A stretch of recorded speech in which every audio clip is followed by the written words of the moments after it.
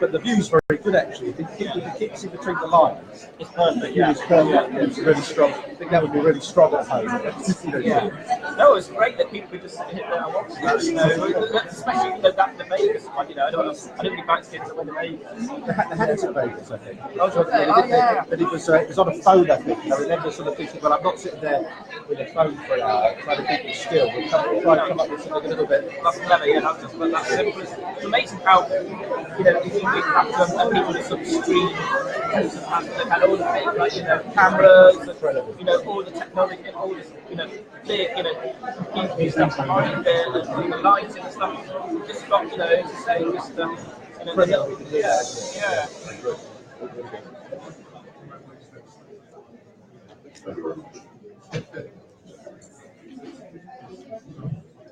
A quick announcement, Sunday evening, if you're interested in dinner here at Running Meat on Thames, Erica Everest has put up a sign-up sheet outside. Please sign up because we have to give names to the hotel. They are kind of fanatical about having the names assigned at dinner for some ungodly reason.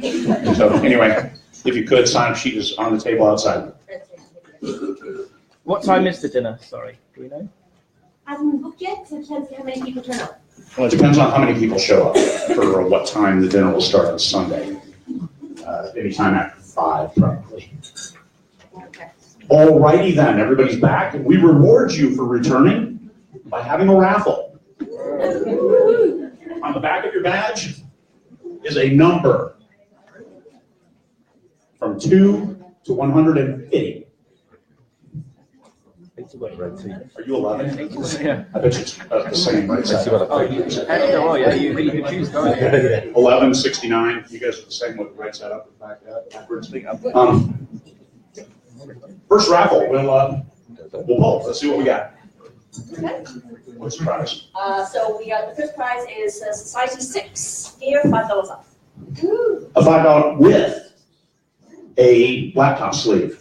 Yes. With a 20Books laptop sleeve. If you are number 06, I'm sorry, 69. Yeah. What a dumbass. 69, come on.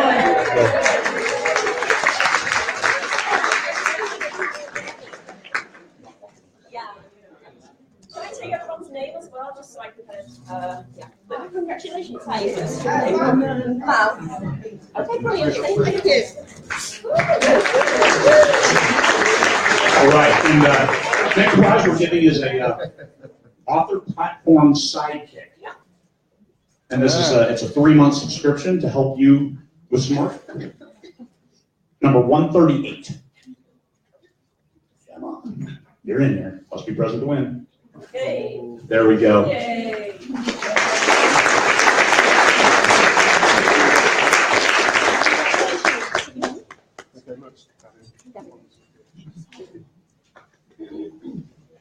Good deal. And we have one more? Yeah, we did that. One more, and this is an author platform sidekick as well.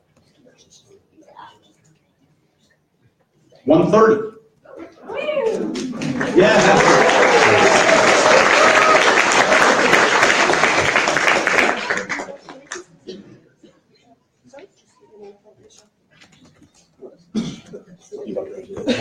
I'm running this now, yes. Yeah. I thought you were starting. The video is already running. Thanks, Paul. Next up, we're going to talk about covers, blurbs, and that first page. That first sentence deletes the first page. What's it take to get people into your book? Because the first thing they see is that cover. That's the first impression they're going to get of your book. Unless somebody, like Michael said, husband and wife are in bed together and the wife is laughing and said, hey, you've got to read this. But still, people will judge you on the cover. That's where it starts. So without further ado, Andrew Dobell.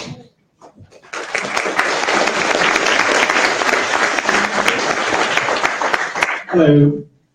I'm going to talk about the covers side of things. I don't know if you know who I am, but I do this kind of thing for various authors in here. I originally started off when a certain Michael asked me to do his first ever cover, and I've done a few for him. I recognise that. Who's that? Some hack. So I've done a few covers for a few people. I've done Craig's covers there. I've done some stuff for Ellie there, and Michael Cooper, the shiny hiney on the screen. That's his lame here. And there's something for Izzy shows as well. So I've been lucky enough to work with an awful lot of people who have done some amazing work, and they've, inspired me to do, work in my own books as well. So I could talk about, the basics of kind of a cover and what works and what doesn't work. But I thought that the easiest way for me to do this is to talk about the evolution of one of my covers. So it's going to be quite embarrassing for me because I'm going to show you stuff before I ever really got started doing this whole indie publishing thing. I knew nothing when I first started. I didn't even know you could make a living when you see the next cover on the screen. This is going back to like 2010, and I've written the first draft of my book, and I wanted to put a cover on it. And I was years away from first publishing that first cover, and this is what I came up with. Dude, what's wrong with that cover? Apart from everything. Can't read it. Can't read it, absolutely. It's too dark. Way too dark. You can't read it. Especially on a thumbnail, you're just not going to be able to see it. It's rubbish. It's not going to work. You can't tell what genre it's in. You look at that cover and you've got no clue what's going on. It actually fits with the story. There's a part where one of the characters walks up to a red door and that dragon's on the door. But other than that, you're not going to know anything. So, this is quite embarrassing for me because with the work I do now. So I refined it slightly because I wanted to make a better dragon. It's a bit more readable. And then eventually I started reading up a little bit because I was kind of interested in this whole indie publishing thing, and so I decided to find out a bit more about what should work on a cover. And one of the things that I realized is that the text needs to be legible as a thumbnail. So I made the text easier to read. Still got a major problem on there. You can't tell what the book's about. Okay. Now, all through this time, I'm working as a photographer, and I'm doing a little bits of stuff with, shooting models and things like that, as well as doing my wedding photography at the time. And so I decided to do a photographic cover, and that's what I first came up with. Now, this is a lot better. So, can anyone tell me the genre? Yeah. One of the most important things on any book cover is that you need to be able to look at it and go, I know what that's about. Okay, so we have a girl dressed in modern clothing in an urban environment, and there's magic coming off her hand. That tells you urban fantasy straight away. You don't need to know, anything else. Still not great. It was all right. I wasn't personally happy with the model. It didn't exactly fit my idea for the character, but it was better.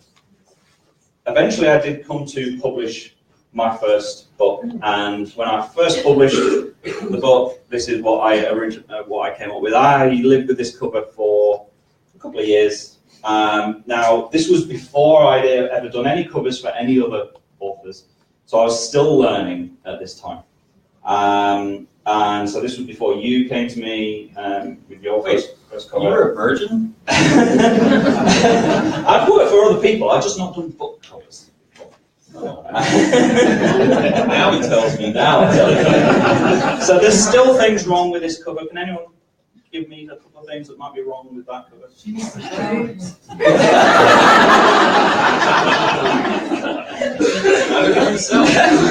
It sells. I would say the biggest thing is this. The red text is not very clear. Now I've eventually come to, very recently I wanted to completely rebrand this series of books and re-release it. So I did a new photo shoot with a new model, because I actually rewrote book 1. I won't get into that. And by this point, I had learned a lot more about the covers. Now, I'm hoping you're going to think the next one is better than that one. And this is the cover that I've got out now. So the text is much more legible. As a thumbnail, it still tells you what's going on. Urban fantasy. So I think it's a better cover. So I've done various covers for my own books. This is my Cyberpunk series, and then this is my post-apocalyptic series.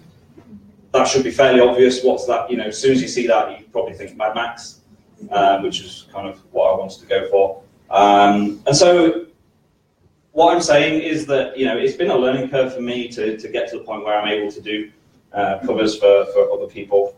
But I eventually got there, and now these days I'm lucky enough to work with some of the best authors in the world, and I love doing the work that I do. So thank you very much. That's my part of.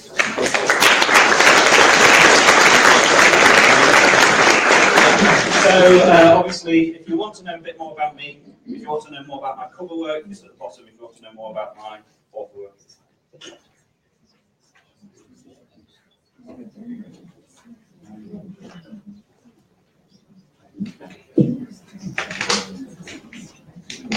Yes.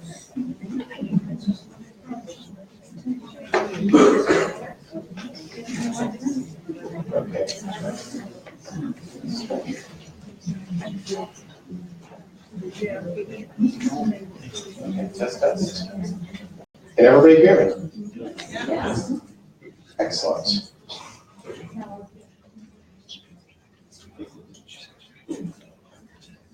So I have a cheat sheet. I don't have a PowerPoint presentation. We're going to talk about blurbs, book descriptions, how to make your book description pop once you've got them there with a great cover.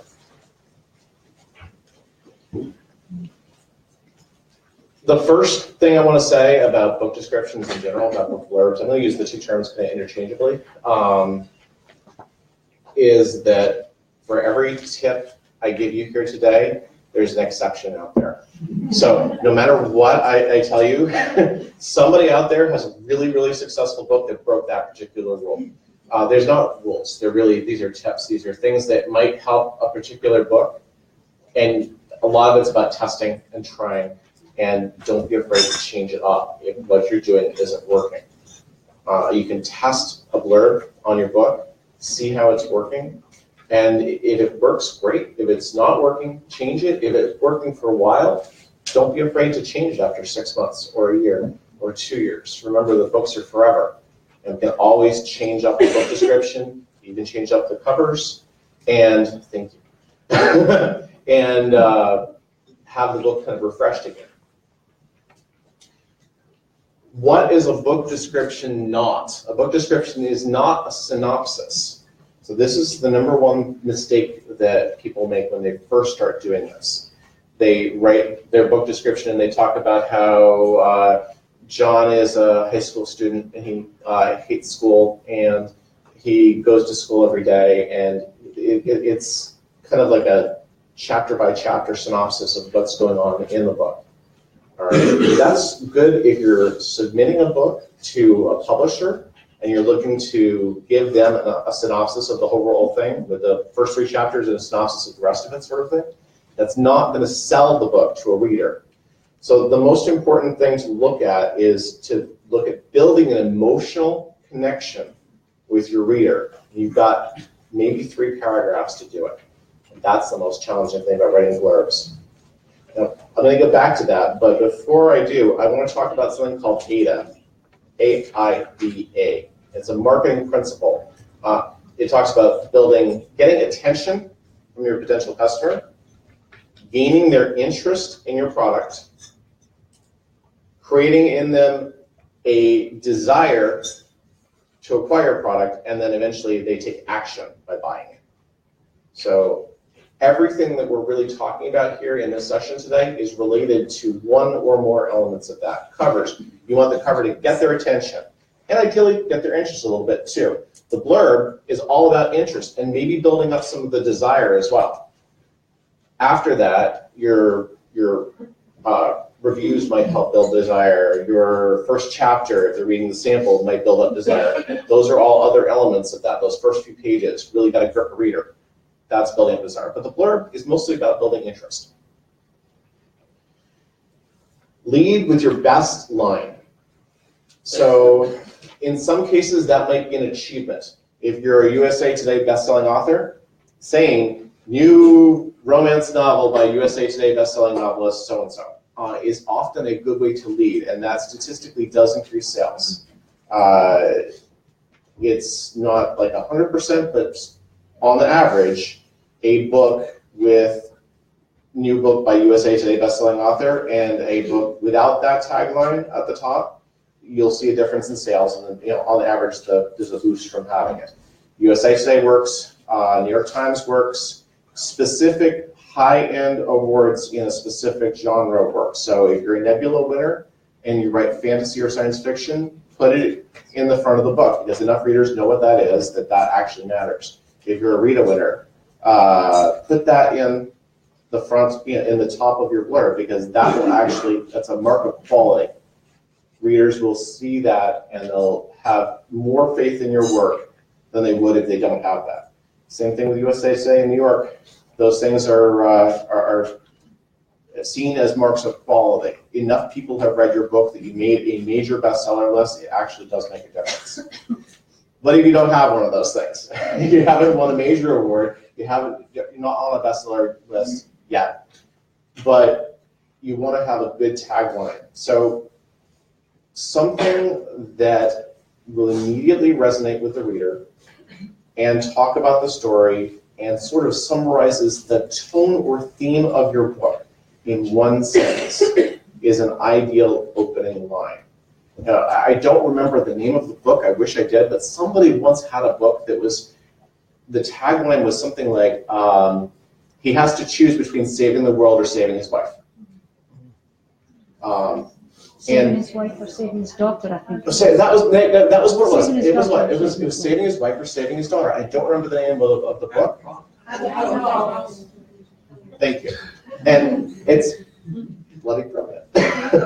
It's a great tagline because it just works. It creates immediate emotional resonance. Most people have people that they care deeply about, even if you're not married to somebody, even if you don't have children.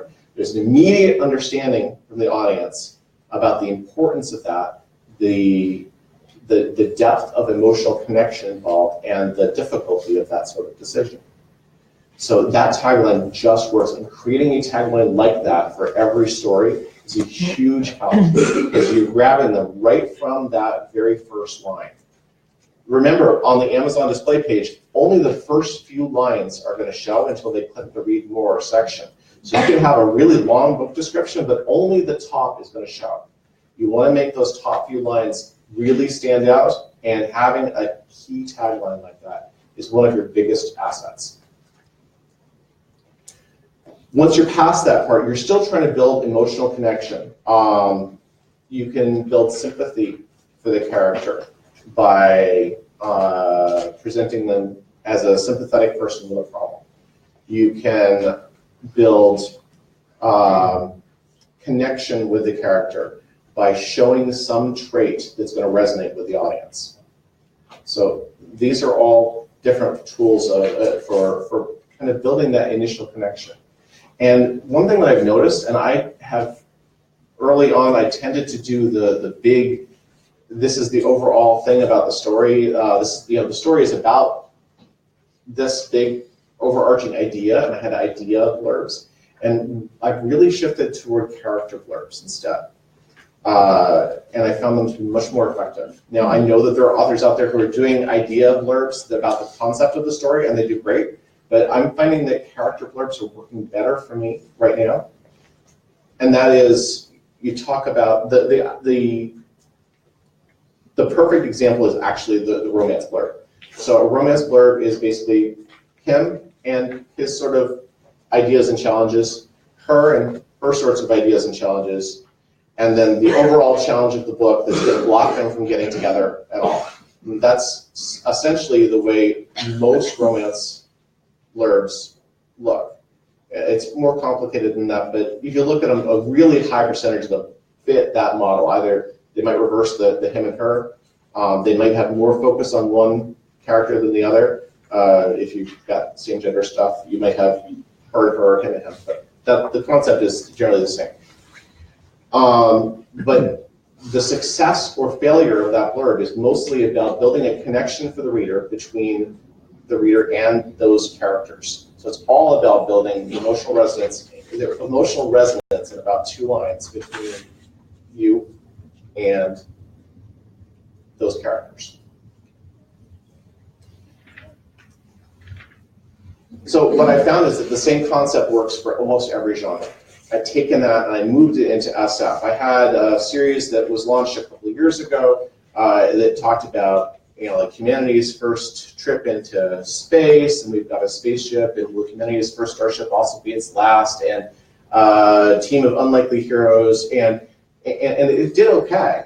But the reworked blurb is really interesting because instead of opening with lines about the team or about the trip into space or about the spaceship, I opened with Dan Wynn wanted to explore space more than life itself, but a tragic accident left him too injured for NASA's space program. So I've immediately opened with a character. I made him sympathetic by having a tragic accident that left him too injured to continue following his dreams. And everyone can sort of resonate with having a dream that life got in the way of. And so the rest of the story is about him finding another way.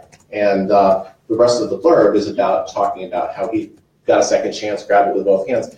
It's about building that connection with the reader, building a bridge between the character and the potential reader.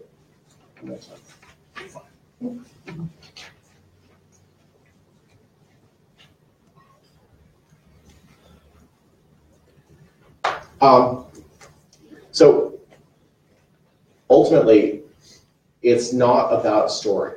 And this is the last point I really want to get here. It's not about telling the novel's story in the blurb. It's about gaining the potential reader's interest and their desire to read the rest of the book by building some kind of a connection with them.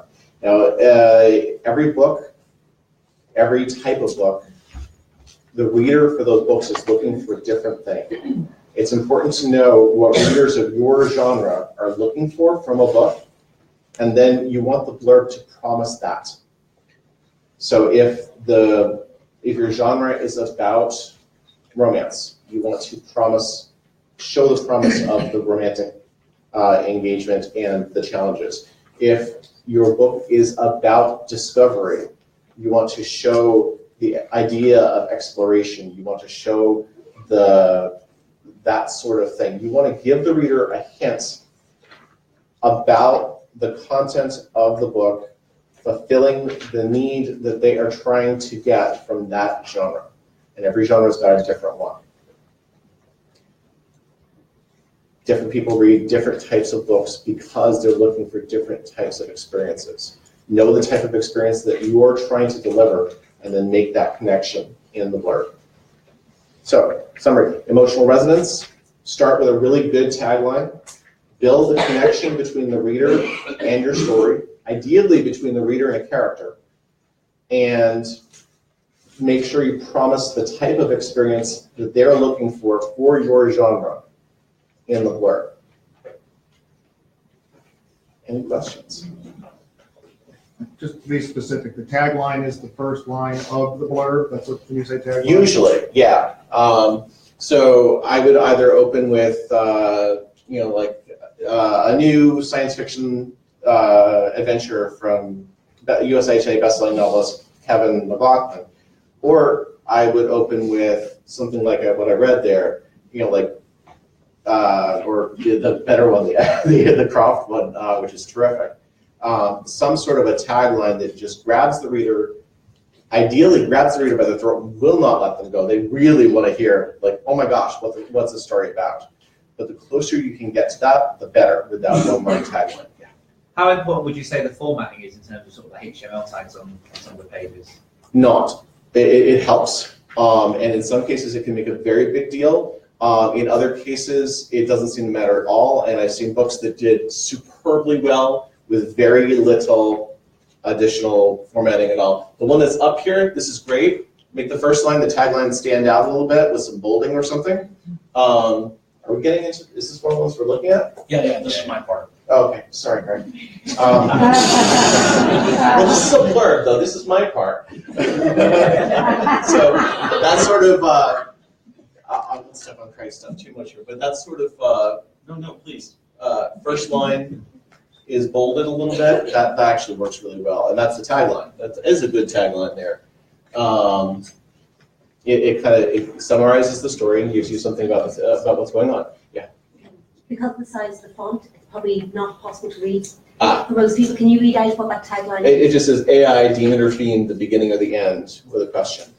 But the fact that part of what I wanted to emphasize there is that's the tagline. It's not the best one I've ever seen, but it's not bad. And it's bolded. It says demon or friend. It says demon or friend, not fiend. Or friend, yes. Yeah. Sorry, you said fiend, so people might not know it's back. Sorry. Okay. I think we're going to do more questions at the end, so I'm going to pass it over. I'm going to pass you over to Craig. Thank you.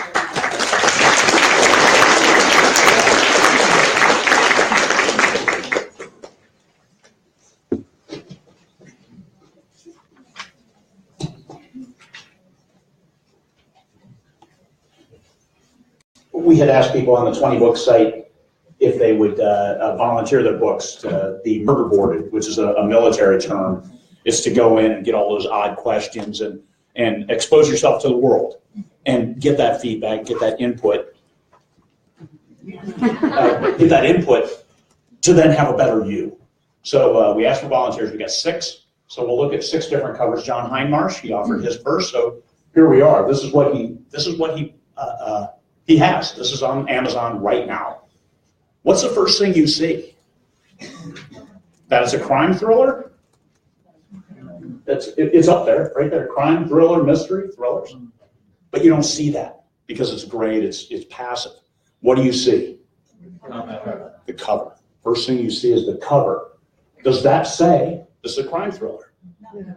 What do you think it says? What genre do you think this is? Fantasy. Fantasy, sci-fi? Sorry? AI. Fantasy, sci-fi, anything else? Crime, thriller? Are you getting that from this? Is that what you're shooting for? Is thriller? Crime thriller? No, it's supposed to be techno thriller. Techno thriller. I think because of the Android, it goes sci-fi. It looks more sci-fi. And I'd go genetic engineering because it's got Darwin in it. Yeah. Genetic engineering. So there, AI, demon or friend, beginning or end. Also, that would tell me sci-fi, because AI, artificial intelligence, we don't quite have that yet. Techno thriller, we do, but we don't.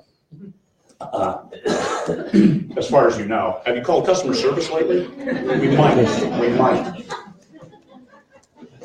So we've got, it's a techno thriller. So if we change the cover up a little bit, make it, what would you recommend? Maybe a real person's head instead of an Android head, a face? What do you say, Sam? Maybe one of those, I don't know the right word because I'm a techno business, but like the network, sort of coding or network, suggesting computer coding. A network thing. A computer chip. Coding is cliche. Yeah, right. Yeah. Okay. Computer chip. Cliche can work though. A little tweak on that, and then go into this. AI, demon or friend? Techno thriller. How about something like, is there an AI who might be a demon or friend? Because now it's not sci-fi AI, you're assuming we already have artificial intelligence. Is there an AI who could be a demon or friend? So something like that, to leave it to techno-thriller as opposed to sci-fi. The presumption, the presumption that there is an AI. So moving that into this, into now instead of the future. Well, and you just, Craig, you could also say that now. Is there now, today, AI? Yes, now, a great term. Felina Hopkins, coming to you live. Also, Thanks for coming on. AI is often a generic term for the multiple different AIs we have, as opposed to this is the first computer, it's one entity, and is that one person a friend or foe? So it's a specific AI that we're asking a question about that makes it more personal rather than generic. Is there now one AI who is a demon or a friend? Just a little bit of a tweak. Is there robots in the book? Yeah. There are robots in the book. I was just wondering with the robot head whether that, you were talking about AI. That looks like the head from iRobot. Yeah. So that's what's pulling me out of it. I make it that specific. I say robots. Yeah. The robot, a demon or a friend. I would make it that specific. iRobot is separate, like Heinlein's robots, which is from the 50s, 60s, as opposed to AI, which is a step into the future. AI, really, among us here, everybody knows what artificial intelligence is and AI, but there are people who won't get the catch at first. AI, and But they're going to take techno-thriller. the time to think about it, you know. Yeah. I'd be inclined to put friend first, then demon, because it's going from a reassuring thing to a problem. To catch that, yeah. Exactly. Put the dilemma last. Yeah. The dilemma, is it a demon? Friend or demon? Yes. I would question this development word because it's a fantasy term, demon, and foe, friend or foe, good threat or something. Friend or foe? Enemy. A little bit different term. Because one is different. Demon, yeah, that is a kind of a fantasy term. Is the AI sentient? Yes, Is it like a conscious AI, or is it just because if you've got a kind of intention, it's like you can ask what are the AI is now self-aware what are its intentions or something like that. Is the AI self-aware? Which that can be in the story. That's a synopsis issue. But you're just trying to hook the reader in a techno-thriller. So you want maybe a little bit different cover that doesn't suggest sci-fi. And then the tagline that says, this is a techno-thriller. Is there some point where if you're having to steer that hard away from sci-fi that make you belong in sci-fi? I don't know, I haven't read the book. Right. If you're trying to steer them into techno-thriller, then you might need a different boat. The problem is there's a foot in both camps. Yeah. Ooh, I can answer this. So John was about to say, it's like there's a foot in both camps in this book, and so he's trying to split the line between which way it goes. And I can tell you that in my own, I had three genres that were going through it. You can do multiple genre stories, but you need to market to one of them. You can't confuse the person on the cover and the blurb. So just choose one, and then you'll be happily excited that you get something that's a little bit more rich and full. It's been my experience. Yeah, and you have to align. So if you want science fiction, then you have to go that route. Is the AI the main character of the story? The question was, is the AI the main character of the story? I think the answer's in the next line. Yeah. It refers to a person. There is a person who is the main human protagonist. Could you read out what it says? The next one says, Toby McIntosh is unexpectedly given control of his uncle's business empire, managed by Darwin as superintelligence. The business is the largest manufacturer of processors, software, and robot designs worldwide. What if it's... I just pulled up the lookup, and actually I think that he has everything he needs, but especially at the end. If you read the last 3 or 4 sentences of the blurb, that's what should have been at the top. It says, Toby's friends are assaulted. Brown shot group plans to kill him. His girlfriend is kidnapped. That says thriller. The technology comes next. There's clean artificial intelligence with the end of humanity. So all of that needed to be up. That's exactly what we want to see. So no one needs to press anymore. That's very important to but exactly the other way around. So you just need to reverse that. You see, you do the best bit of it at the very end, where you might have actually lost half of the reader by the time, well, more than that really. So basically, yeah, it's just it's a matter of but you need exactly the other way around. His first invention should have been the last, and his last should have been the first one, really. But he has everything he needs on his blood, it's just at the bottom. Can I make some comments on the cover? Is that okay? So it's a great cover. It looks very professional. Two things about the cover. It needs to A, tell you what's in the book straight away, and B, it needs to be readable as a thumbnail. The only thing I would say about that is that when you shrink it down to a really small size, is I lose the Android head, and it just becomes red with the blue circles. So you might want to consider changing the background or the Android to a different colour, just to bring it away from the background, just a touch, and make it a bit clearer if you wanted to stick with that cover. Just to make it clear as a thumbnail. That would be mine. Jump on the blurb for a second? Yeah. Actually, let me use a microphone. So, test? Yes. Okay, so blurb-wise, you were just saying like the tagline is the wrong tagline. I completely agree. The one down lower, will artificial intelligence be the end of humanity? That's a great tagline. Lead with that. And that actually leaves that supposition of whether it's sci-fi or that can cross genres and work in both. Exactly. Yeah, there's two other pieces here that I would really look at, and the first one is Toby McIntosh is unexpectedly given control of his uncle's business empire managed by Darwin, a superintelligence. The business is the largest manufacturer of processors, software, and robot designs worldwide. Now, you remember a little bit ago I was talking about John goes to high school. He doesn't like high school very much, and this is falling into that same trap. It's giving a bunch of information without building any emotional resonance. We don't know who Toby is. We don't care about him. You have to make the person care about the character in the first line. That's really what you want to do. You want to build that emotional resonance with the person as rapidly as humanly possible. So Toby McIntosh thought life was all about parties, but then his uncle died and left him as heir apparent to a billion-dollar company, and he's lost. Okay, we can sort of resonate with that. That's off the cuff. I don't know exactly what the story's about, but something like that, where you're giving a little bit more about the character. You're talking about who that person is instead of what they do. And the last bit was that a lot of this blurb is falling into the problem of synopsis. So an earthquake has devastated the West Coast.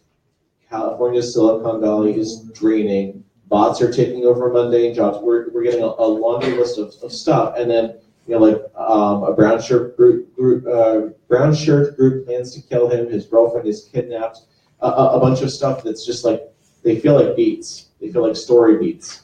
You're sort of creating a synopsis of the overall novel as opposed to grabbing the reader with a quick and dirty emotional connection to the main character, statement of the primary problem of the book, or what the primary problem appears to be at the beginning of the book, and then moving on from there. Okay. I think we've talked about that one. We've got a few more. We'll talk about them. Thank you, John Heinmarsh, for offering your book.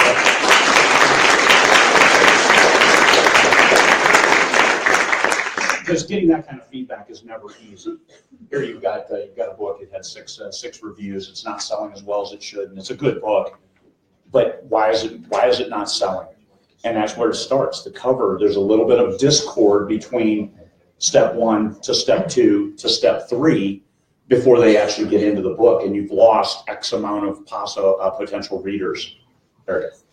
Just a question. Is it possible to enlarge the screen size so that we can cut off the tick here for buying the book and just see more blurbs so that it's easier to read? Just do the finger thing.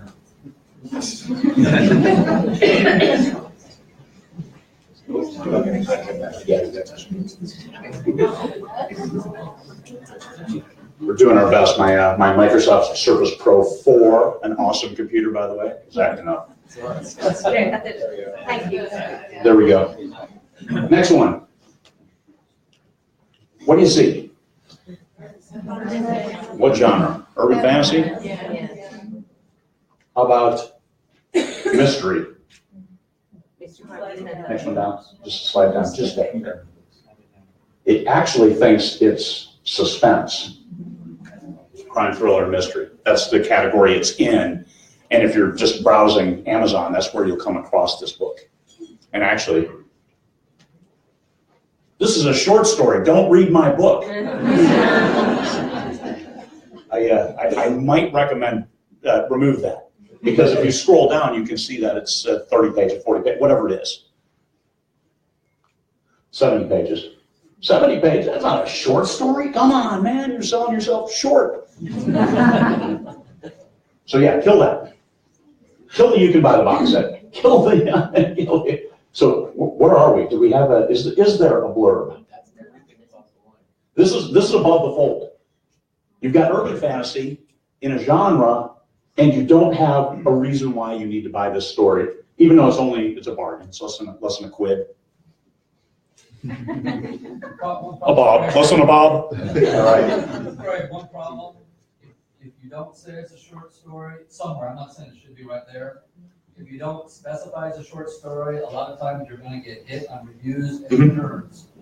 You're going to get a 1 star because they say, I thought I was buying a novel and it was a short story. I'm not saying you should lead with that, but it's not necessarily a bad idea, particularly for the low price point. But it's not a short story. It's probably a novelette. Yeah. Which, I've got the same thing. I've got a book that's 106 pages. It's 17,000 words.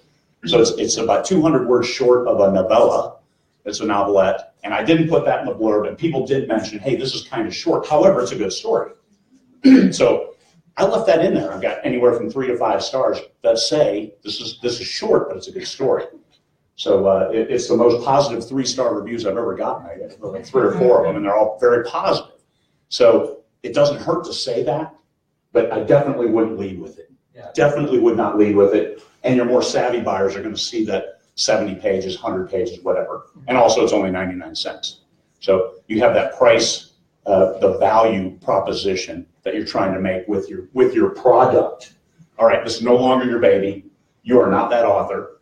How do you sell this short story? You don't call it a short story. You can put that in the last line.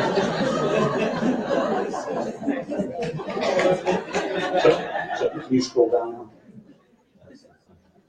Oh, I actually scroll up, I guess.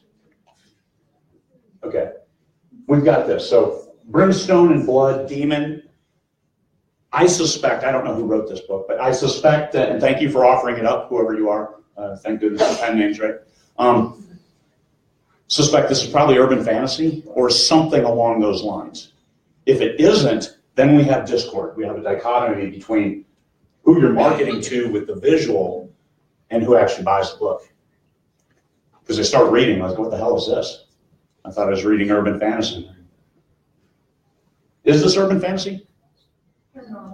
Paranormal. Okay. Yeah, it needs to be in paranormal then, which is a category. So you get that paranormal, you can do that with your keywords. And you get 7, you can put in there, and you can put that in one of the categories directly. So you pick your 2 categories wisely. Remove that, because that's above the fold. You're killing yourself there. How many reviews? I'll be the first to review. Okay. That suggests there may be a little issue with selling this story. Let's go up a little bit and see what we got for the blurb. Well, the blurb makes it sound YA, and she's missing a huge audience with YA by having it in crime, thriller, suspense. Okay, it's too long. It's too long. Everything above the fold says, don't read my book. And then everything below the fold says, if you read this, you've read the book.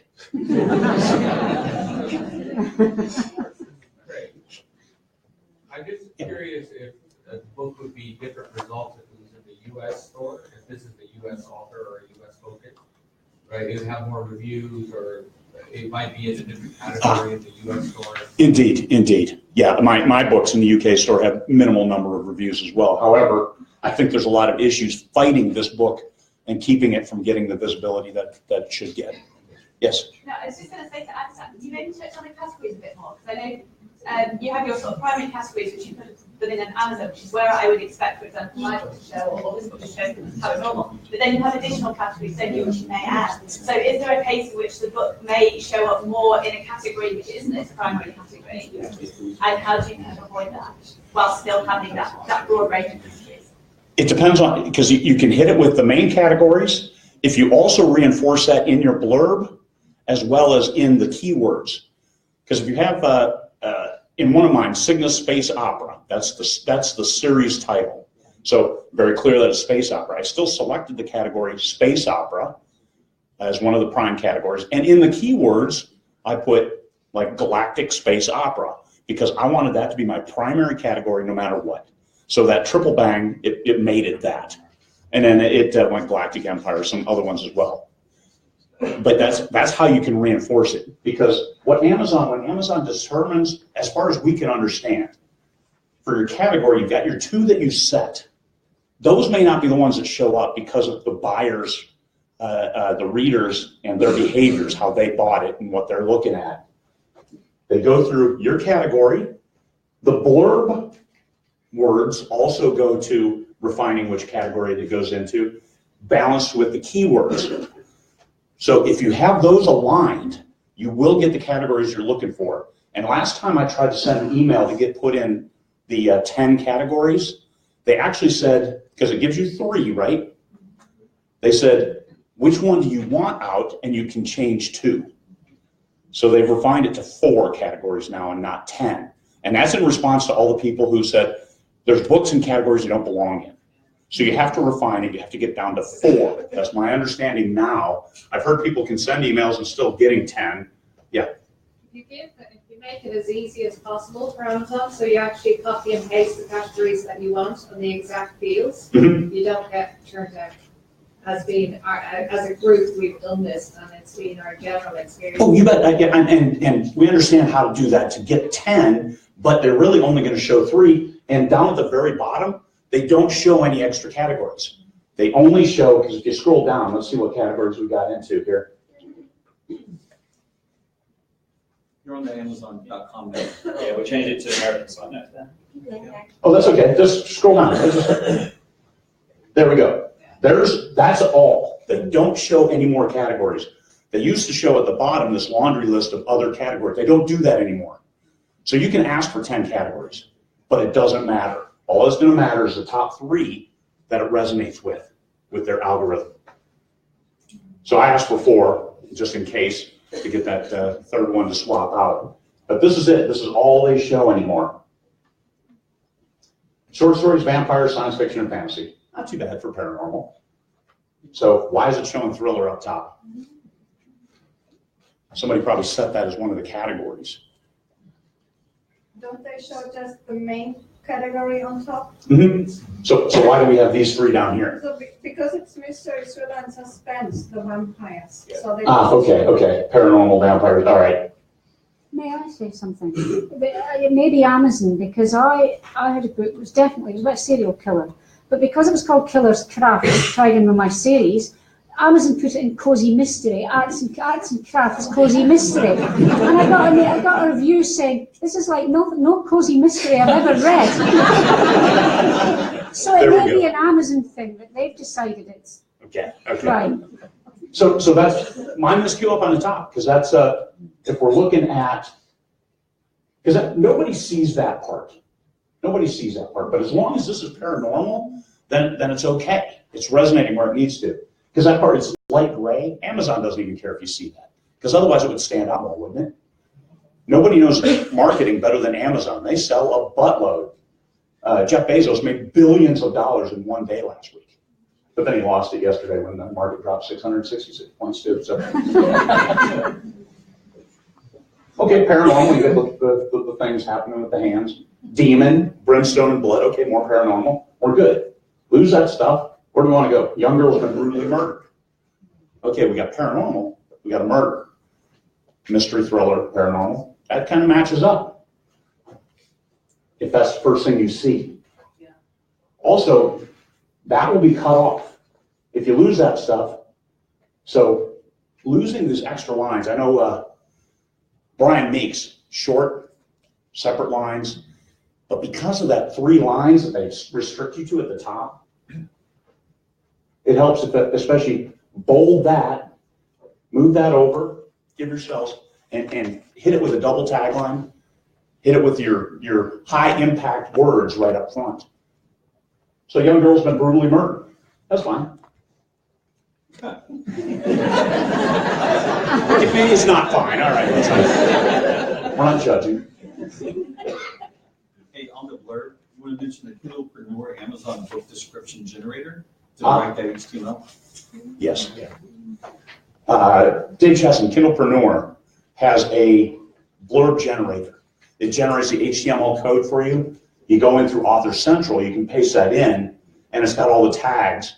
And you do it in Edit HTML, and then don't touch it after that. You paste that in, you use that, and it like will bold and make orange and H3, like heading 3 size. It's really cool, but don't touch it after that. And if you update your book, you're going to lose all that, because every time you update your book, it goes back to whatever is in your KDP. Well, put it in the KDP. Put the HTML in the KDP. Then it will always be there. Yeah. And don't edit it in Author Central then, because that'll nuke it.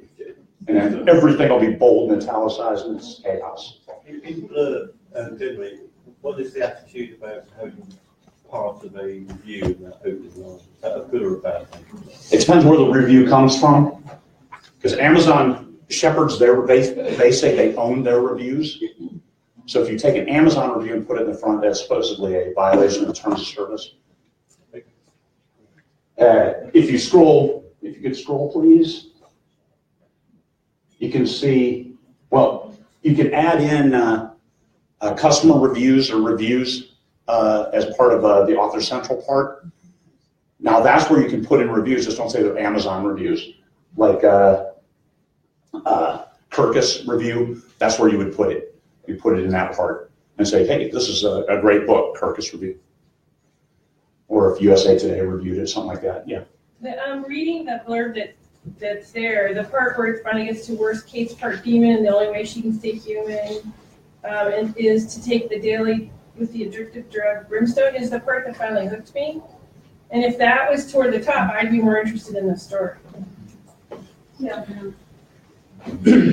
Something like Kate's part demon, the only way she can hide it is to take brimstone, but it's highly addictive. Yeah.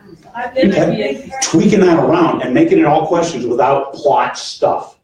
Because it keeps social services from taking her young sister away. You don't need that. Social service, you start losing people. Literally.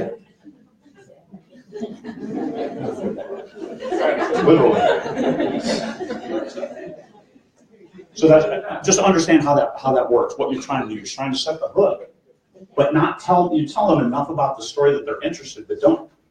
Social services are going to take her sister away. Now, brimstone, highly addictive, lose her sister. You can leave it at that. So why? Why would she lose? Best of times, it was the worst of times. How does that work? Well, yeah, let them eat cake, right? So keep this in. Next parts will be available as below. That's fine. Because even shorts will can be in a series, as we found out with the Dark Landing series. The first book, 17,000 words. I heard that wouldn't be, but they made them all a series because we published them as a series. Can I comment on the cover and scroll? I think it's a very good cover. It does tell you what is in the book. And the only comment I would make is that the title, Demon, with the colour, it kind of blends in a little bit. It blends in. You put that as a thumbnail, you're going to have trouble reading what the title is. I would punch that up and make it a lot brighter, and make it obvious what the title is. That's the only change I would make. Okay, Kevin, I've got a few words on that. A couple of comments on the blurb. Once we've gotten rid of the top section there, the stuff that's currently above the fold, the stuff that's going to show above the fold is a tagline that, as Craig said, probably needs some work. And then experienced exorcist Father Simon. So you're immediately opening with a character. The reader's assumption is that's going to be the main character. But the next line, you jump to the person who's obviously actually the main character. So I would completely refocus on the primary character from the get-go, and I would change the tagline to actually be about the primary character. The bold-faced tagline, the top line, should be something like, "You thought high school was hard. Try it as a half demon like Kate." Something, or I don't know, something like that talks about the character as opposed to the event. Very good point, Kevin. Very good point. Never start with a secondary character as your first element in your tagline. But you could just turn things around and say, Kate is the apprentice to experienced exorcist Father Simon. Well, he doesn't matter. Not as far as, I mean, we haven't read the story, but Demon Hunter Kate Murphy thinks the experienced exorcist has it wrong. So, okay, now we have that dichotomy. We have that dilemma. That, experienced exorcist, but here's this trainee, so that screams YA. What's the view on putting the links actually, obviously not near the top because that detracts from the rest of it, but having links to other works? I mean, my initial reaction is because they're not immediately clickable. I wouldn't do it. Yeah. I would delete those in entirety. Tiny URL, it doesn't, I wouldn't do that. Because if you have them listed as a series, they'll show up. Even shorts, as we found out. As long as you publish them as a series, you have that series name, you have the series number, they'll link together automatically. Amazon will do it over time. And if they don't, you just send them an email, hey, here's my series. And then it shows up as other books in the series. Or at the end of the story, you say, here's the pre-order link, or at the end of that first story, you put, here's the link to it. Don't put it in your book. Because they're not going to buy that second story here. They haven't read the first one yet. I was going to say, is it worth changing the title to Demon Hunter or Demon Girl to bring more opportunities about rather than just Demon? That's a good suggestion. Buffy the Vampire Slayer. Because you've got Buffy, which screams like a high school name. It's a good hook. Demon Hunt, actually, Demon. Pretty old. But I like one-word titles. Destroyer, Dreadnought. I'm a space opera guy. What can I say? Next one, please. What a horrible day. I've made $11 today. What the hell? What the hell's with these time zones? My God. Oh, and 36 cents. It's okay. Expendables.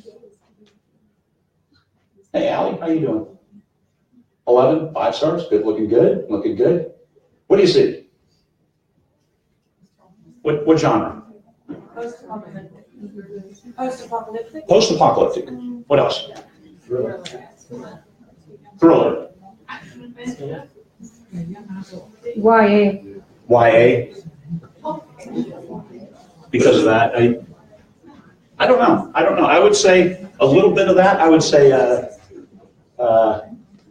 Maze Runner. What's the other YA series that came out? Hunger Games. Hunger Games. Something along those lines, right? Is it? Where's Allie?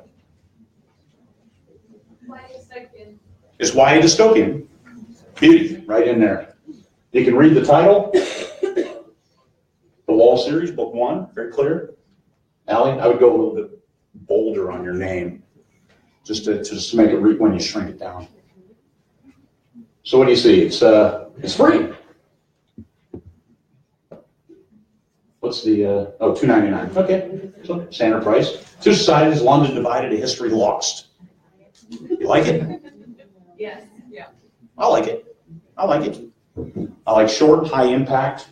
Creates a little bit of a dilemma. Two Societies, London Divided. Okay, so we know where it is without having it beat to us. Imagine London all screwed up. Imagine.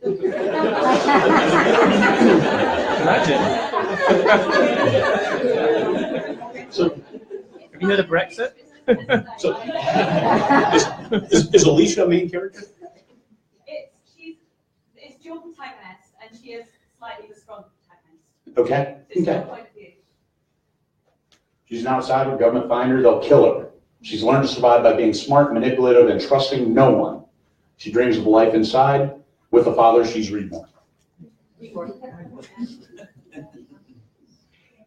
What do you think?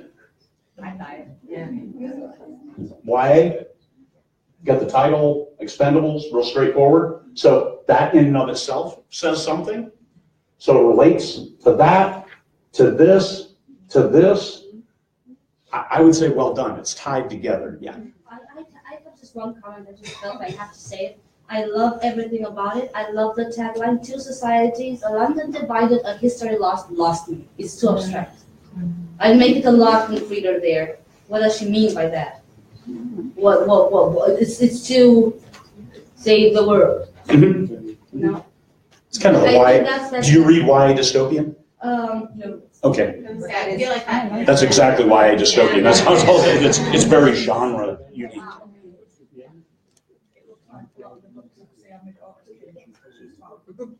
This is what it looks like a lot of the books that I see on my daughter's Kindle. She's 12. Natalie said this looks like a lot of the books on her daughter's Kindle, 12-year-old, right? I don't know how you can have a 12-year-old at 21, but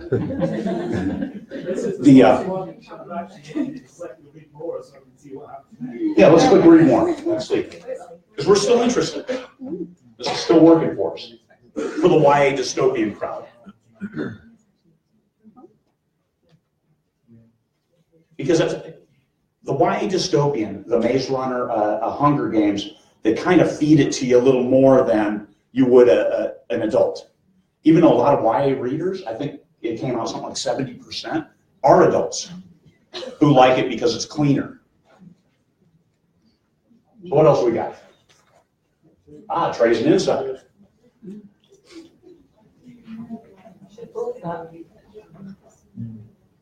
And one thing you can do, that's a good point, is you can bold these. Trey is an insider. She's an outsider.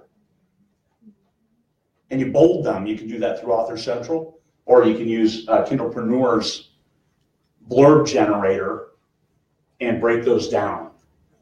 And as having certain things highlighted, somebody can skim through and say, she's an outsider, he's an insider. Okay. That's Insurgent. What is that one? It's there. Divergent. Divergent, yeah. I didn't like the movie. I did not at all. But Divergent, that's where that hit me, because she was an outsider, he was an insider, doing that thing. Yeah. The only, I like everything, so the only thing I would change is the characters on the cover look a little bit older for YA. Okay. That's the only thing that struck me. Characters might be a little bit older for YA. Okay?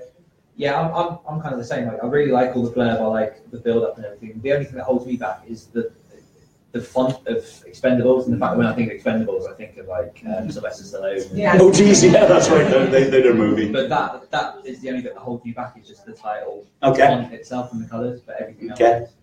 I was going to say the same. To me, Expendables is old people on a one last hurrah.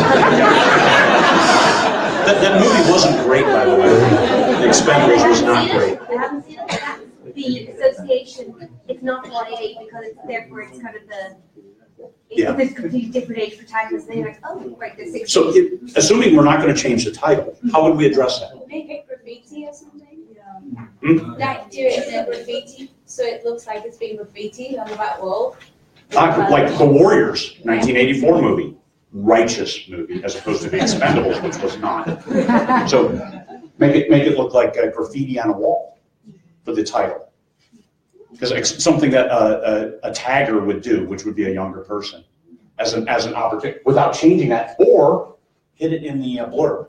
They're expendable. The youth of today are expendable, and now you've addressed it without having to change the title. Changing titles is kind of a traumatic thing for an author. I had to go through that with my very first book. If the characters are younger looking and more visibly youth with the title, then it kind of contradicts, so you don't have that wrong association with the word. In thumbnail size, and we've got it blown up this up. He looks like a young dude. He looks like the Buffy the Vampire Slayer vampire guy. He really doesn't. No, from here. Okay. Well, I'm an old dude, so he looks young to me. So younging them up a little bit. Expendables, maybe making it look like it's tagged as graffiti, something that a young person would do. Brighter clothing, because dark clothing suggests more 20-somethings, urban fantasy, slightly You said dark clothing? Brighter clothing. Brighter clothing. Ah, okay. I'd be inclined to make the wall. Well, and maybe different, because she's an outsider, he's an insider. Maybe he has the bright clothing, she has dark, or some kind of variation. Or if she's the outsider, maybe she shouldn't be so well dressed. She's the outsider. There's no holes in those clothing. At least she's not wearing like that leather bikini. How did that ever come about? Nobody goes in battle with armor like that. Yeah. I'd like to know, I mean, the formula of that synopsis, it reminds me very much of Brian Cohen's formula. Yeah. I wonder, is that modeled on it? Is that modeled on Brian Cohen's? Sorry, I didn't hear what the question was. Is that modeled on Brian Cohen's blurbology? I haven't read Brian Cohen's book, but I've taken sort of tips from his and also Mark Dawson's course, which I did a bit of in terms of structuring blurbs and that kind of thing. It looks pretty good. I mean, it's long. Fans of X, okay, that's good. That's because the call to action at the end. You'll love this book. You with some certain terms. Barry. It also fits what Kevin said earlier about finance blurbs and having a guy with these, or a girl with these problems, a guy with these problems put together. So it kind of fits that as well. A different way to look at it, yeah, to hit that kind of the tropes, because this is a little bit of a romantic element here too, right? Possibly. Yeah. Suspense. It's like good romance. I'm trying to. It's a YA trope, so it has to be in there, but it's over a series. Okay. But I think I felt like tagline was actually one of the weaker parts, so I don't know if anyone's got any comments or feedback on that. Yeah, the history lost. Maybe you can take that out. But two societies, a London divided. That's kind of a little bit of redundant. Maybe a London divided.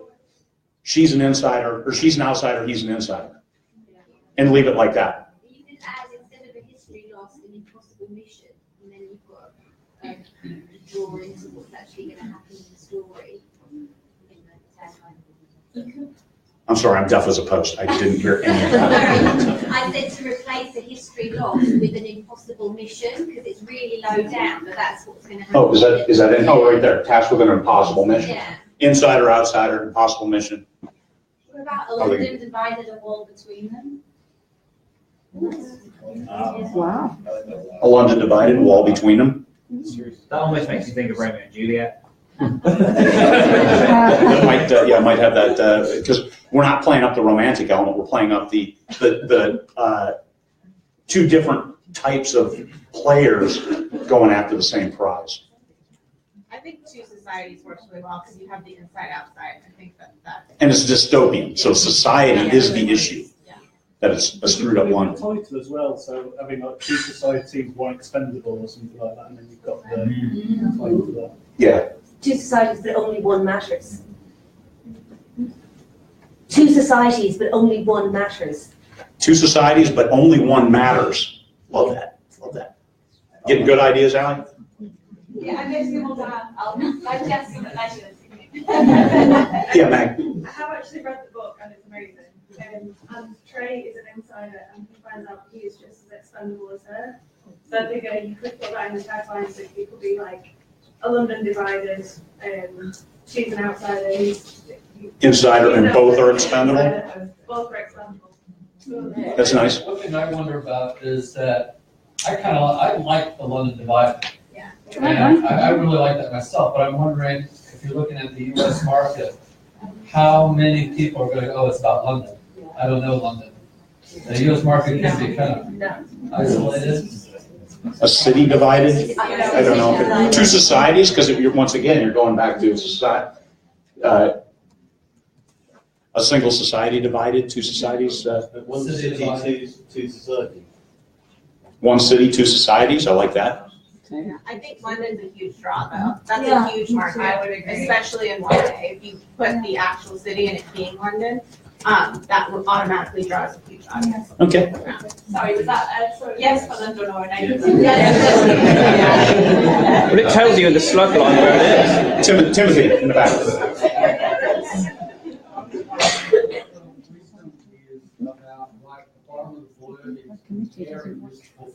I can't hear you. Is it good or bad actually for an author to compare their book to somebody else's books? It could be a trap.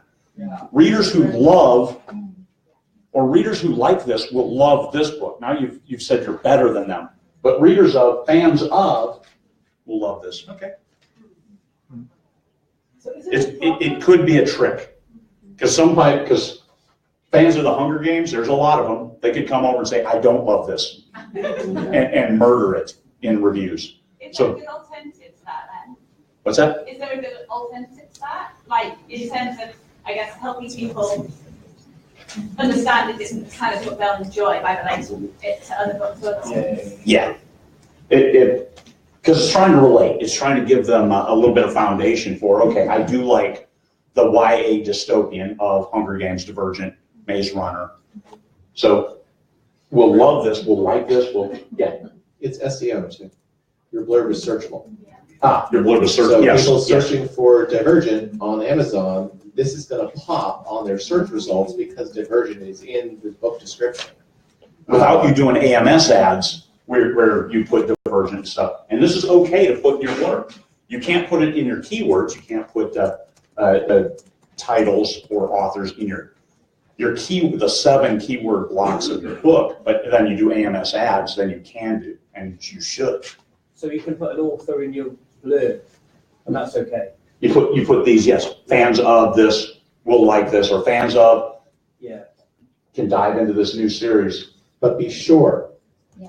So be sure that this is really going to work. Be sure that these people are actually, the readers of the Divergent series are actually going to like your book. Because if you're wrong, it can really mess you up. Like Craig was saying, it can really mess you up in the reviews. Be sure. Yeah, there's a lot of them. Could you put something like written by a fan of, so you actually identify? No. I've never seen that. I'm not sure how that would work. You're basically saying, I'm not a real author, I'm a fan. I've seen inspired by. Yeah. Oh, inspired, I've used that, and I don't think that hurts you. I think that's okay. Inspired by, and you pick up some of those readers because you've got that in there. What I would say is where I think it works is because Hunger Games and Divergent, that I haven't read or watched Maze Runner yet, are quite different. They're YA dystopian, but one is a fight to the death. The other is a society coming to terms with the internal and external rules. So you know that the common theme is dystopian. It's not about, it's going to be another arena fight. So if you just say fans of the Hunger Games, people might think it's going to be a direct copy of Hunger Games, something very similar. Whereas if you give a couple of different things, and the common theme is the thing that you are related to, which is YA dystopian, it means that people are going to have an expectation of being exactly like that other book, and it gives you more latitude to come in with an open mind and have people give it a better shot than if you say it'll be just like Divergent. You're like, no, it wasn't.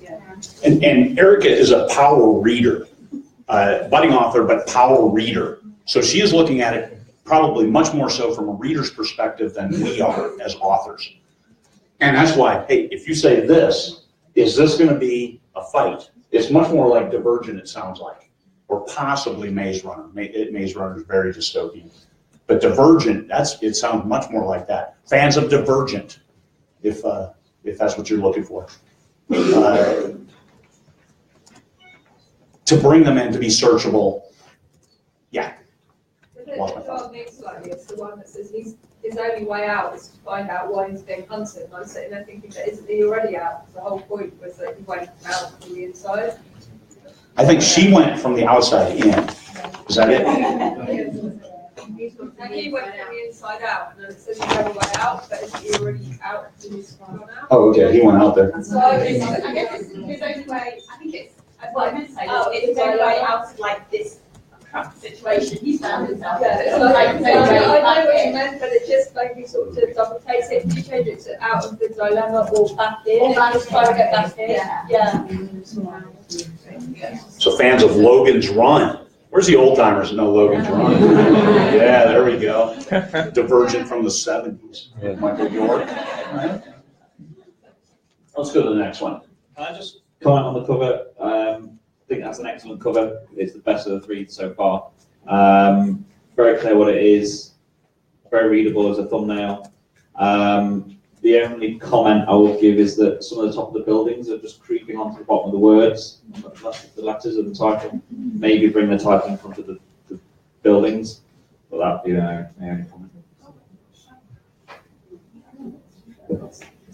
Next cover, please. Sorry, can I just ask, I don't know if I've missed something. Is there some significance to that till sound that keeps going on? Is there some significance to what? I'm sorry? It's Craig's turned off your reports. Oh, okay.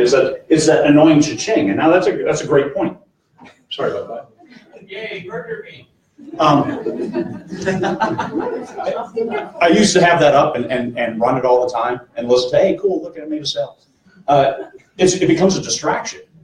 And actually, as a business diagnostic specialist, you look at data, but data is important for decision-making, data-driven decision-making. That's how businesses are successful. This data doesn't change any of your decisions. Not minute to minute or every 30 minutes when it pops up with a new cha-ching. So it's important to understand your data. So I look at it every now and then, but I turn the sound off. So I keep track because sometimes you see a big surge in sales and I look what hit. Did an ad hit or something special? But that's it. It doesn't change anything unless I want to throw some more money at an ad. But if it's not going to change what you do, then it's not data that you need to look at. It's neat. The cha-ching provides some emotional support as you're starting, but as you get into it, it's a distraction. So understand your data. What are you using it for? Because a lot of people will just live there and look at that thing and don't do that because it can be really depressing too. $15 already. My main market is the U.S., so it's like midnight back there or something. So it's my time zone set for Alaska, so I'm like 18 minutes into the day. Next one. Rami. There you are. How are we doing here? 75 customer reviews, looks like 5-star. Gone God World. Paradise Lot. First time I read that, I read Paradise Lost, of course. So that kind of threw me for a loop. You're saying urban fantasy, right? That's series, right? Yeah, anything after the colon. Paradise Lot novel, book 1. 75 reviews, so you've had enough sales. You've had a lot of sales. Your also lots are populated. What's the cover say to you? It's hard to read it. It's one God. I see it as one word. What's that? I see that as one word, on God. Ah, okay. It looks like one word. Gone God. It looks like the last D is an O, so it's actually quite. And the first G, because it's on the different color background, looks more like an S. Okay. Thumbnail, like Sonagu. And now, understand how people can get distracted there, because Gone God is one word, and you look up here, it says it's 2 words. Well, I think the cover's too busy. There's too much going on. And, we're supposed to be looking at the eye with his face is cut off, and there's something going on in front of the moon, and there's an explosion. So I don't quite know where my eye's supposed to be going on that. Looks like a wing. Okay. Now close up, and if you have to blow it up this much, you've already lost the reader. The guy is very similar to Romance for It looks like a bad boy romance. Yeah, he's a bad boy. Yeah. I hear those sounds. He might become a demon at night. Bad boy demon. Won't romance readers be surprised? Okay. What's the top of the? Okay. Well, hey. Okay. Trying to get it to the right. Yeah. Craig, while we're doing that, you said after the colon is the name of the series? Yeah. Well, A Paradise Lot Urban Fantasy. That's the subtitle, right? And then this is my Microsoft Surface Pro acting up. I think he's got subtitled, then he has parentheses series. Yeah, the series is after the parentheses. Sorry. Yeah, that's subtitled. Paradise Lot is your series. So that's okay then, it's title, colon, Semi-title, subtitle, yeah. Okay, so that's Yeah, right. that's it, sorry. Personally, I would get rid of this. Personally, it Yeah. says novel book. I'd get rid of it or change it. Makes it feel like keyword stuffing. Yeah, because this is an automatic thing. Paradise Lot, just Paradise Lot. I would even get rid of the subtitle because you have it in your series. Yeah, as well. yeah. And this is the dichotomy, because when you publish it, it doesn't show you all that stuff. It doesn't show you, hey, here's how it's going to look in your blurb, and you're going to have this Department of Redundancy department going on. But a key point to remember about that is when it comes up in a list of books you might be interested in, the title isn't the full title. You'll get the first line of the title. If it's wrapping onto 3 lines, this is book 1 of the series is going to be lost. And you want people to know which book they need to start on.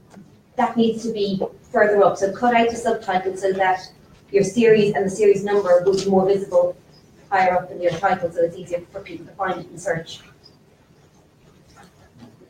Everybody get that? You read series, don't put in a subtitle. Yeah. The series will get lost. You know, and that's what I do. I generally don't have subtitles and just have a series name. And it really fits on one line well. If his legendary new neighbors don't drive him crazy, he might just have a shot at stopping the apocalypse. Little wordy. He might he might have a shot at Hey, Craig. stopping the apocalypse. 11:45. It is 11:45. Yes. He can hold lunch for you, but he just wants to know. Ah, beautiful. Thank you. Thank you for the time check. This will be the last one we look at. So you want us to tell him to hold lunch? 5 minutes, 10 minutes? Yeah, 5 minutes. So okay, a little wordy because your tagline, you want to hit them fast. 6 words is generally what you're looking for a tagline. 6, 8 words if they're short. So it fits on just one line. So how would we cut that down? I can't understand Get anybody. rid of legendary. Get rid of legendary? Does it really tell us what's great about the neighbors or wrong about the neighbors? Well, I think it does. The point is legendary is taken to mean like Hollywood legends these days, but what it actually means is they're gods. They're gods of legends. Because go on God. See, I would have lost that. I only got it when I looked at it against the title. I was confused with that legendary. I'm like, it's too general. Yeah. I got that within the theme of the actual category and everything else. I read legendary as Tom. Okay, you read legendary, but it's an ambiguity. Yeah. And we don't want ambiguities unless it's intentional. And this is your tagline. It should be tight and short. In the back. We've got him, and he, but we don't know what his name is. Yeah. And sometimes that's okay. It was the best of times, it was the worst of times. What's it? But in this case, there's a lot of that. There's a lot of that. We can hit it with something singular, just one time. I actually really like it. Apart from, I just think if he cuts out where there's auxiliary verbs there, like he might just have a shot. If he cuts that down, like if his legendary neighbours don't drive him crazy, he just might stop the apocalypse. That's just so much tighter. He might stop the apocalypse. Cut out a bunch of extra words. What about if the gods next door? The gods next door. That makes. Yeah, the gods next door. If the gods next door don't drive him crazy, he might be able to, might stop the apocalypse. Yeah, you don't need to know their new neighbours because you knew about the whole news, Yeah. the gods next door. And he cut out a bunch of words. They're short, so you can have a few more. I think Don't Drive Him Crazy makes it sound a bit like a sitcom. Is it? Does there a humor element to it? There's humor, but That's not one of the primary drivers? I mean, there's a lot of humor, but Okay. I wouldn't want to sell it as a satire or a straight. Okay. And then that's something that don't drive him, that might mislead people a little bit. So the gods next door, what's the dilemma? So with the help of the gods next door, he might stop the apocalypse? No. What? They're Who more lives next to like gods? they're more like the barrier to stopping it than the help. Yeah, because you want to talk about the barrier. What is that? Then if you're serious about one line, then we have to start over. Are you serious? I think there's too much stuff going on for that one sentence. Yeah, Remy. So the original tagline was, "The gods are gone, all of them." And then the other tagline that I tried was, "First the gods left, then the others came," because it's not the gods who are the neighbors, it's the mythical creatures that are kind of expelled out of their... I like that second one. As long as you capitalize others, so it's clear that they're... Right, and that's Yeah. what I... Okay.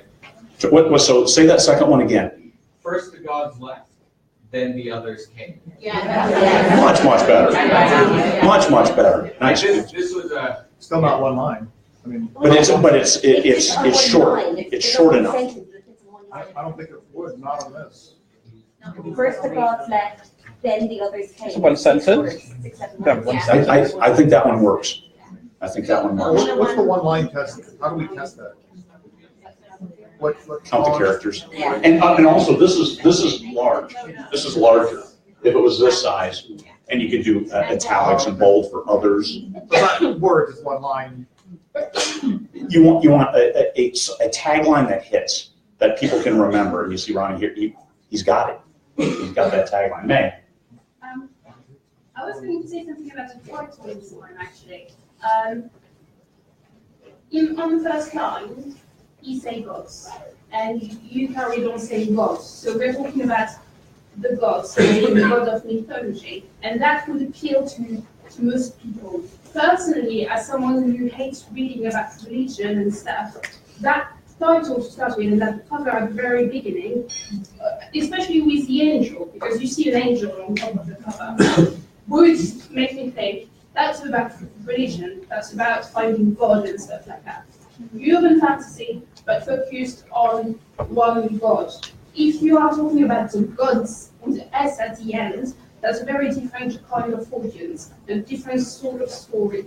So on the title itself, I would actually mention gods. If it is about like the gods, the three different gods rather than the one god, it's a completely different audience. And if you say gods all the time in your blurb and when you explain the story, that needs to be on the title. And I would say I don't like that title. No, Because you have the alliteration and avoid alliteration always. You have that Gone Girl kind of relationship too. Well, and it's because this looks like you've got an angel or a demon and a bad boy, and it's not the gods next door or left, and there's others who are now there. It creates a little bit of a difference. I really am not a fan of the title. I wouldn't pick that up because I could see this as possible urban fantasy or Christian fiction of some sort.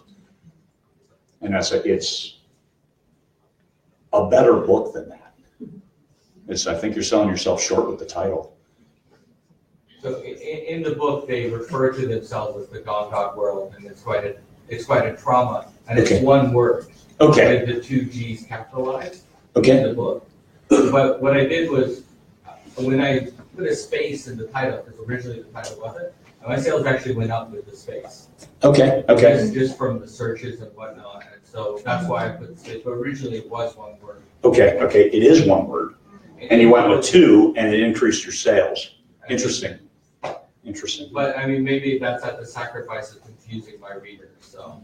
But to me, it still looks like one word there. On the title, it's in the title. Yeah, and that's it. So this is one word, but he changed that, and that increased sales. So if he could combine that to two words or one word again, it was impacting sales. Increase was something as simple as that. And Ryan is really good at using data and analyzing the data from the sales and looking through K-Lytics. So we're wrapped up. What we've got is we've got launch. If you submitted dietary restrictions, please go first. We need those people to go first so your meals don't accidentally get taken. We get Katie was the, you'll go out this door and it'll be separated. They'll have them labeled for what specifically for the dietary restrictions. So please let the people with the restrictions who have submitted, let them go first and we'll follow up. And we'll see you at